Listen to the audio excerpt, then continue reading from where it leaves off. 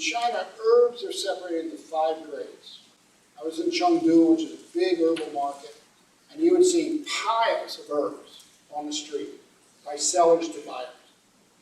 And they would grade them by how they looked. Purely by how they looked. They were separated into 5 different plants, from top grade to bottom grade. Bottom grade ended up for animals, veterinary. Second to bottom grade was like really poor rural clinics. Middle grade was cities. Second to top grade, the hospitals for the richie richies and the government workers, the top notch. Top grade, all exported to America and the whole world. I can bring any Chinese doctor from the best hospitals in China and go into any Chinatown herb store, and they look at the herbs and their eyes open up. They have never seen that quality of herb. The best herbs China has are exported. Where do they come? They come here. Who buys them? Golden Flower, Seven Forests, Con. These are the top herbs in the world. So first of all, the quality is really excellent.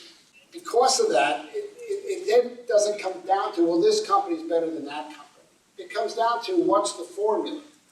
It always comes down to what's the formula. What formula do I need? Does that patient need? And who's got it?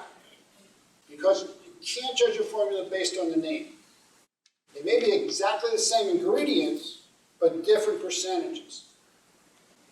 I want to know who's got it. That's why I need to know percentage ingredients on a manufacturer.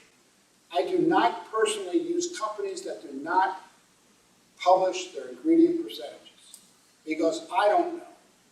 Plum Flower did not want to give me their ingredient percentages on their formulas for my book 12 years ago. Proprietary. I said, this is going to practitioners, to doctors. We've got to know. So they gave it. And they published it afterwards. One of their formulas, the first ingredient was 75% of the formula. Right. It could have been as low as 10%.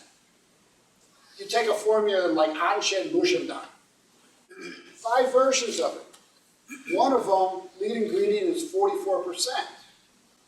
Another one, lead ingredient is 10%. And when I say lead ingredient, they always list it in the order of the size.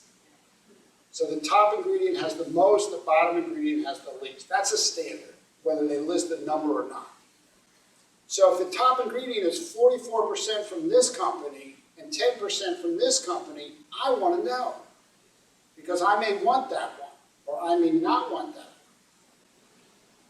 So personally, I don't use companies that don't list their ingredient percentages. With exceptions. Because they might have something that nobody else has.